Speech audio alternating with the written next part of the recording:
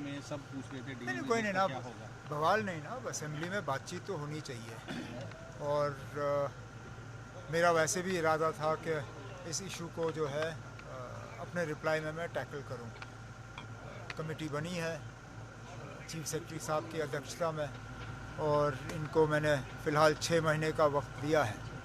वो इसमें अपना सारा एक्सरसाइज करके उसके बाद जैसे मैंने कहा अगले साल के बजट सेशन में जो है जो हमारा पॉलिसी होगा या जो प्रोग्राम होगा उसको हम सामने रखेंगे। सर, अपोजिशन हमेशा कह रही थी लव लेटर, आप बीजेपी की तारीफें कर रहे हैं, आपने उसका कोई जवाब दिया आज? अब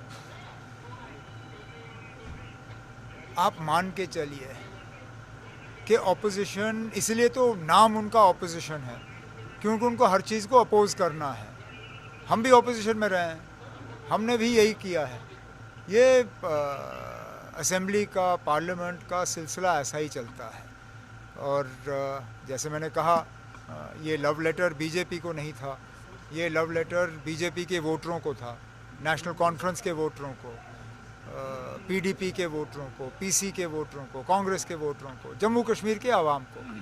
और मुझे इस लव लेटर को ओन करने में कोई हिचकिचाहट महसूस नहीं होती। सर, एक दिल्ली में सवाल है, दत्तात्रेय हंसबोले जो आरएसएस के, उन्होंने कहा कि Bharat, India should be called Bharat.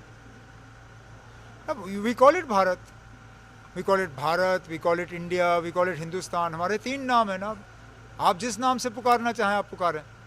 वज़ीर आज़म साहब के जहाज़ पे भारत भी लिखा है, इंडिया भी लिखा है। It's called the Indian air force, Indian army.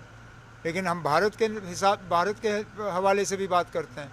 जब हम सारे जहाँ से अच्छा गाते हैं तो क्या कहते हैं, अलग नाम है। आप जिस नाम से पुकारना चाहें आप पुकारें। वो सब एक किसी के साथ दिल्ली बेस्ड सवाल है। मुस्लिम पर्सनल बोल लॉ ने कहा है वक़्फ़ बिल को लेकर, उस पर ये कहा है कि अगर इस पर अमेंडमेंट होती है तो इसके बाद ही, जिस तरह से उनके जो प्रवक्ता हैं उन्होंने कहा है कि शाहीन बाग जैसे हालात बनेंगे, तो कैसे आप? मैं इसमें क्या कह सकता ना, मैंने उनका बयान देखा नहीं है क्या कहा, क्योंकि मैं सिर्फ आपसे सुन रहा हूँ। पहले मैं उनका बयान देखूँ, उसको समझूँ, उसके बाद मैं इस पर टिप्पणी कर सकता हूँ। Thank you. ओके, चलिए।